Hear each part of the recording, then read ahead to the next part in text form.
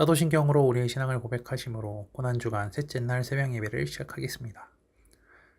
나는 전능하신 아버지 하나님, 천지의 창조주를 믿습니다. 나는 그의 유일하신 아들, 우리 주 예수 그리스도를 믿습니다. 그는 성령으로 잉태되어 동정녀 마리아에게서 나시고 본디오 빌라도에게 고난을 받아 십자가에 못 박혀 죽으시고 장사된 지 사흘 만에 죽은 자 가운데서 다시 살아나셨으며 하늘에 오르시어 전능하신 아버지 하나님 우편에 앉아 계시다가 거기로부터 살아있는 자와 죽은 자를 심판하러 오십니다. 나는 성령을 믿으며 거룩한 공교회와 성도의 교제와 죄를 용서받는 것과 몸의 부활과 영생을 믿습니다. 아멘. 다 함께 찬송가 304장 찬양하시겠습니다.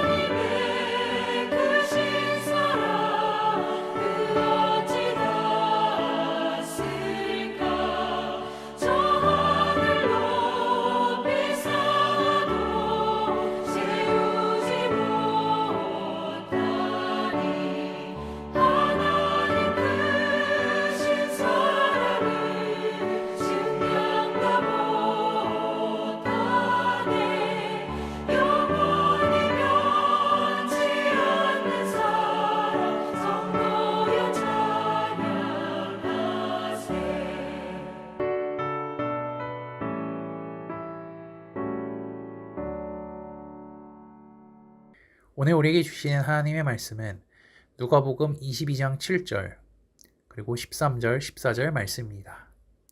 말씀을 제가 봉독해 드리도록 하겠습니다. 6월절 양을 잡을 무교절 날이 이른지라. 그들이 나가 그 하신 말씀대로 만나 6월절을 준비하니라.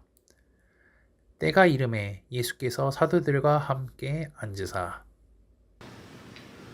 예수님께서 인류를 구원하시기 위하여 고난받으시고 십자가에서 못 박히기 위하여 예루살렘으로 들어가셨습니다. 그리고 예루살렘에서 일주일을 보내시는 동안에 어떤 일을 하셨는지를 나누는 시간입니다.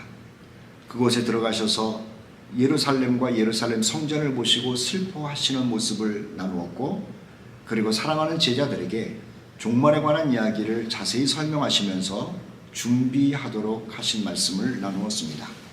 오늘은 세 번째 말씀으로 예수님께서 예루살렘에서 제자들과 더불어 마지막 만찬을 하셨다는 말씀을 나누려고 합니다. 우리 예수님의 죽음에 관한 말씀, 그리고 예수님이 얼마나 비참하셨는지에 관한 말씀을 먼저 읽겠습니다. 시편 22편 6절로 8절 말씀이죠. 나는 벌레요 사람이 아니라 사람의 비방거리요 백성의 조롱거리니이다. 나를 보는 자는 다 나를 비웃으며 입술을 삐죽거리고 머리를 흔들며 말하되 그가 여호와께 의탁하니 구원하실 걸, 그를 기뻐하시니 건지실 걸 하나이다. 예수님이 벌레처럼 취급받으셨다는 말씀이죠. 누가복음 22장 7절과 그리고 13절과 14절 말씀에 보니까는 예수께서 예루살렘에서 유월절 만찬을 하신 기록이 있습니다. 유월절 양을 잡을 무교절 날이 이른지라 그들이 나가 그 하신 말씀대로 만나 유월절을 준비하니라. 때가 이름에 예수께서 사도들과 함께 앉으셨다. 이렇게 기록이 되어 있습니다. 예수님 고난받으시고 죽기 전에 예루살렘에서 사랑하는 제자들과 마지막 만찬을 하신 겁니다. 그런데 이 마지막 만찬 자리가 슬프기도 하지만은 더 비참하고 슬프고 가슴 아픈 이유가 있습니다. 그것은 배신자와 함께 하신 만찬 자리라고 하는 겁니다. 죽기 전에 마지막 만찬은 슬픈 겁니다. 가슴이 미어지는 겁니다. 그런데 더 가슴이 미어지는 것은 배신자와 함께 있어야만 했기 때문에 그런 것이죠. 그 배신자는 다른 사람이 아니라 예수님과 3년 동안 동고동락했던 가룟 유다라고 하는 겁니다. 가룟 유다는 3년 동안 예수님을 쫓아다녔습니다마는 마지막에 가서 자기 선생 예수를 배신합니다. 왜 가룟 유다가 예수님을 배신을 했을까요? 아마 예수님을 보면 속이 터졌던 것 같습니다. 거룩한 성전을 뒤집어 엎으면서 사람들에게 미움을 받는 모습을 보니 꼭 저래야 하나 하는 생각을 했겠죠. 그리고 저의 가르침을 보니 당시에 권력을 가지고 출세의 주도권을 쥐고 있었던 대제사장과 바리새인들을 공격하는 가르침이 너무 많았던 겁니다. 그냥 눈 감고 지나갔으면 좋았을 텐데 꼭 대제사장과 바리새인들을 향하여 그렇게 가시돋친 이야기를 해야만 할까?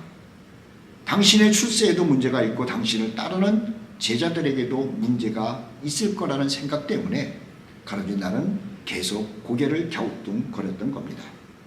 서기관들과 부딪히고요.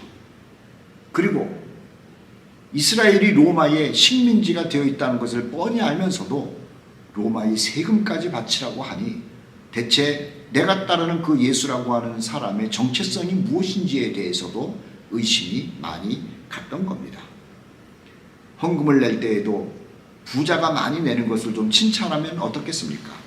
오히려 가난한 사람의 편을 들어주면서 대체 예수는 어느 방향으로 가고 있는지 가룟 유다는 헷갈렸을 겁니다.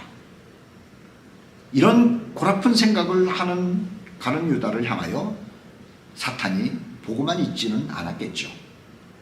그 속으로 쑥 들어간 겁니다.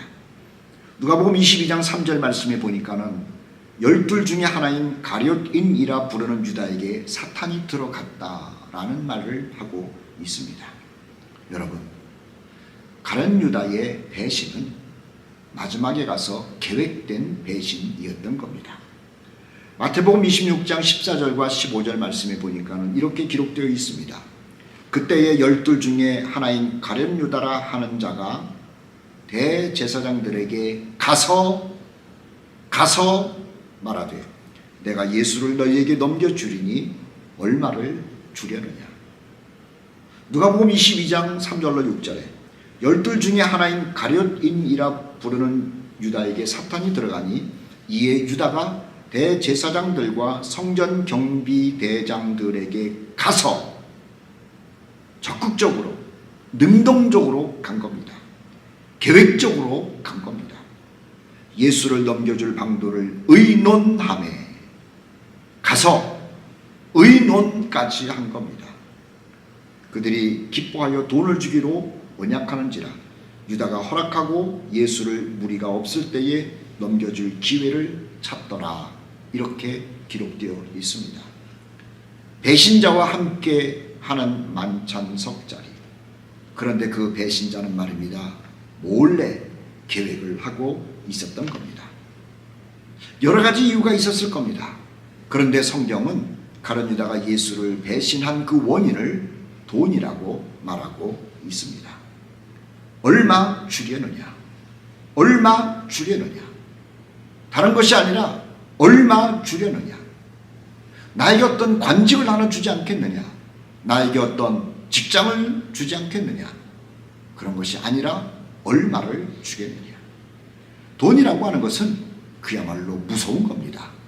하나님의 아들을, 기적을 일으킨 그분을, 사람으로 사람들을 고쳐준 그분을, 그리고 자신의 스승을 팔게 하는 힘이 있는 것이 돈이라고 하는 것이죠.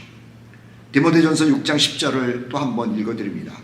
돈을 사랑함이 일만 악의 뿌리가 되나니 이것을 탐하는 자들은 미혹을 받아 믿음에서 떠나 많은 근심으로써 자기를 찔렀도다.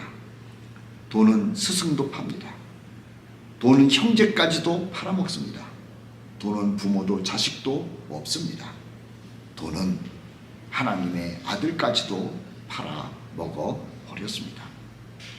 만찬석에 배신자랑 같이 앉아있는 예수님, 그 마음이 얼마나 아프셨겠습니까? 그러나 그 배신자가 회개하기를 기다리셨답니다. 아니, 회개하도록 여러 가지 액션을 취하셨답니다. 누가복음 22장 21절로 22절 말씀에 이렇게 써 있습니다.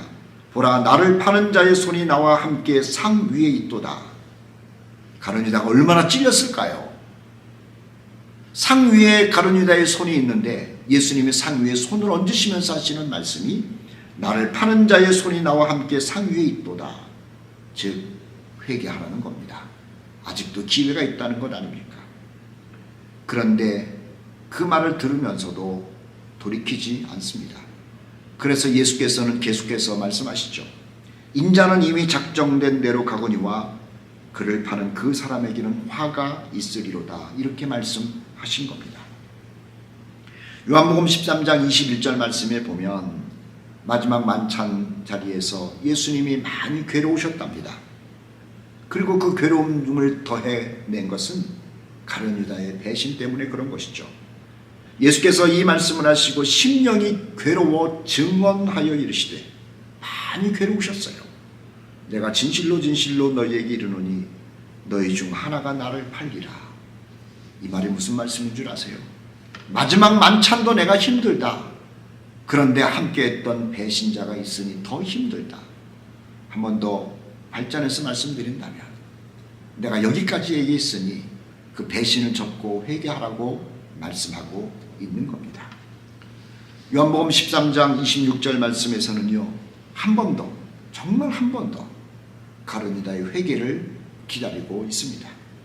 예수께서 대답하시되 내가 떡 한 조각을 적셔다 주는 자가 그니라 하시고 곧 한 조각을 적셔서 가룟 시몬의 아들 유다에게 주셨다.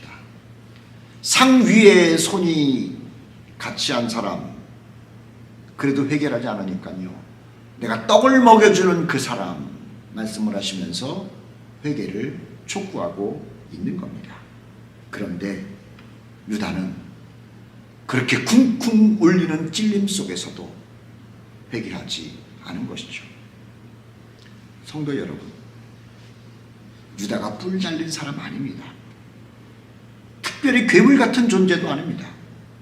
성격이 괴팍한 사람도 아니에요. 사기를 친 사람도 아닙니다. 정신적인 우울증이나 공황장애가 있는 사람도 아닙니다. 특별히 사악한 사람도 아닙니다. 그는 극히 정상적인 사람입니다. 어쩌면 우리보다도 훨씬 더 선한 사람이고 착한 사람이고 지식인이었을 겁니다. 그런데 그가 예수님을 배신한 겁니다. 그런 사람도 그렇다고 한다면 우리는 어떻겠느냐라고 하는 거예요. 베드로도 예외가 아닙니다. 도마도 예외가 아닙니다. 마태도 예외가 아닙니다. 마리나 스님 말인데요. 예수님이 겟세마네 동산에서 기도하시다가 군인들에게 잡히는 장면이 나옵니다. 그런데요, 베드로를 비롯해서 제자들이 다 도망갑니다. 어떤 제자는 뻘거벗고 도망갑니다. 가룟 유다가 특별한 성격의 소유자, 못된 악한 뿔 달린 사람이기 때문에 예수를 팔아먹은 것이 아니라 그도 우리와 성정이 같은 사람이었다는 거죠. 그 말은 우리도 예수님을 언제든지 배신할 가능성이 있다는 것을 암시하고 있는 겁니다. 항상 자신 있었던 베드로를 향하여 예수께서 이렇게 말씀합니다. 내가 너를 위해 뭐라고 기도하는 줄 아느냐? 누가복음 22장 31절이죠. 시몬아 시몬아 보라 사탄이 너희를 밀가부르듯 하려고 달려들고 있다. 네가 믿음에서 떨어지지 않기를 내가 기도한다라고 주께서는 말씀하고 있는 겁니다. 나중에 베드로가 성령 받고 나서요, 편지를 쓴 것이 베드로 전서 아닙니까? 사람들에게 이렇게 권면을 합니다. 베드로전서 5장 8절인데 근신하라 깨어라 너희 대적 마귀가 우는 사자같이 두루 다니며 삼킬 자를 찾나니. 다시 말하면 예수님을 배신하는 데는 특별한 사람이 있는 것이 아니라는 겁니다. 마귀가 달려들면 누구도 예수를 배신할 수 있는 겁니다. 사랑하는 성도 여러분, 예수님의 만찬 자리에 배신자가 있었습니다. 그 배신자가 가룟 유다라는 것은 알고 있지만 혹시 나도 가룟 유다와 같이 될 가능성이 있지는 않은지요. 또 하나 이 만찬 자리에서 예수께서 하신 일이 있습니다. 제자들을 향하여 서로의 섬김과 서로 사랑할 것을 간곡히 부탁하셨답니다. 제자들이 예수님을 따라다니면서 섬기기는커녕 경쟁을 하고 있었다는 것이죠.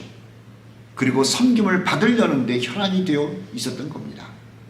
그래서 예수님은 죽기 전에 제자들에게 더 이상 경쟁하지 말고 섬김 받으려고 하지 말고 섬기면서 살라고 말씀하고 있는 것이죠. 그러면서 섬김의 본을 보여주셨답니다. 요한복음 13장 14절로 15절이죠. 내가 주와 또는 선생이 되어 너희 발을 씻었으니 너희도 서로 발을 씻어주는 것이 옳으니라. 내가 너희에게 행한 것 같이 너희도 행하게 하려 하여 본을 보였노라. 예수님께서는요, 섬겨라 말씀한 것이 아니라 이렇게 섬겨라 하면서 섬김의 본을 보이셨어요. 제자들의 발을 씻어 주신 겁니다. 예수님은 그 만찬 자리에서 싸우지 말고 경쟁하지 말고 서로 섬기라고 말씀한 것과 더불어서 너희끼리 꼭 사랑하라고 말씀한 겁니다. 요한복음 13장 34절로 35절이죠. 새 계명을 너희에게 주노니 서로 사랑하라. 내가 너희를 사랑한 것 같이 너희도 서로 사랑하라. 너희가 서로 사랑하면 이로써 모든 사람이 너희가 내 제자인 줄 알리라. 예수를 믿는 너희들이냐? 나를 따르는 너희들이냐? 너희들끼리 사랑하라고 한 거예요. 먼 데 있는, 저 아프리카에 있는, 저 유럽에 있는, 저 남미에 있는 사람을 사랑하지 말고 매일같이 서로 대화하고 식사를 같이 하고 그리고 일을 같이 하는 너희끼리 사랑하는 것이 훨씬 더 중요하다고 사랑의 방법을 가르쳐 준 겁니다.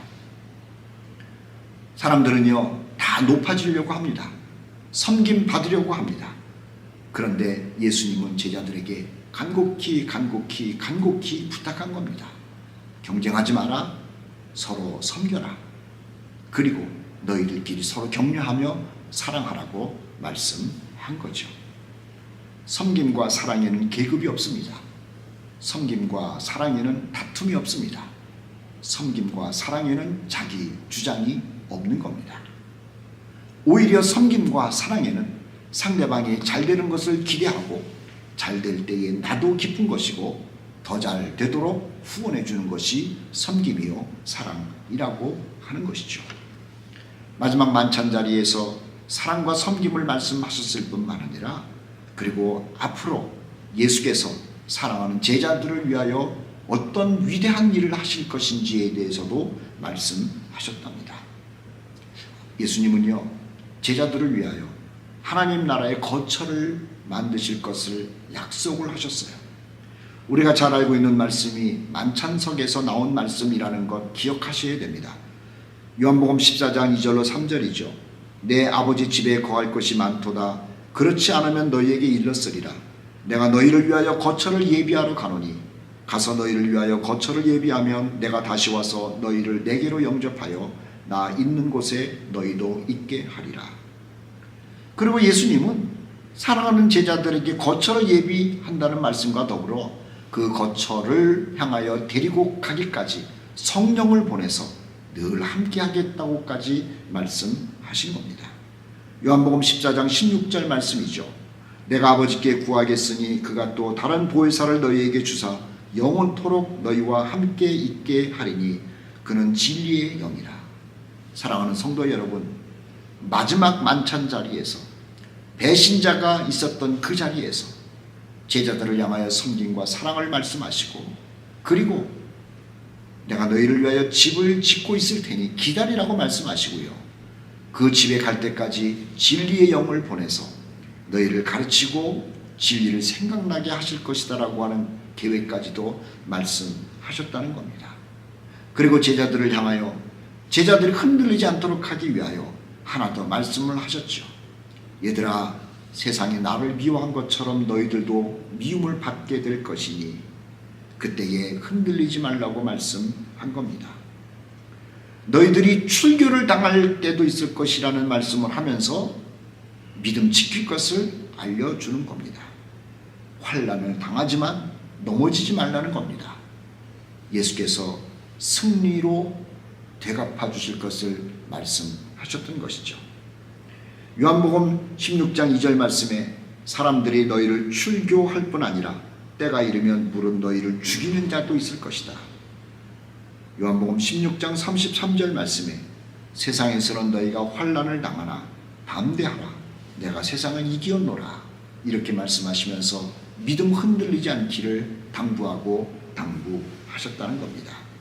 한 가지 더 만찬 석상에서 하신 말씀이 뭔 줄 아세요? 기도하라는 거예요.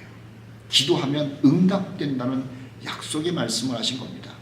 요한복음 15장 7절 말씀이죠. 너희가 내 안에 거하고 내 말이 너희 안에 거하면 무엇이든지 원하는 대로 구하라. 그리하면 이루리라. 사랑하는 성도 여러분, 우리 주 예수 그리스도께서는 지금 고난 중에 있습니다. 고난이 지금 성큼성큼 시계바늘이 똑딱하는 것만큼 달려오고 있는 겁니다.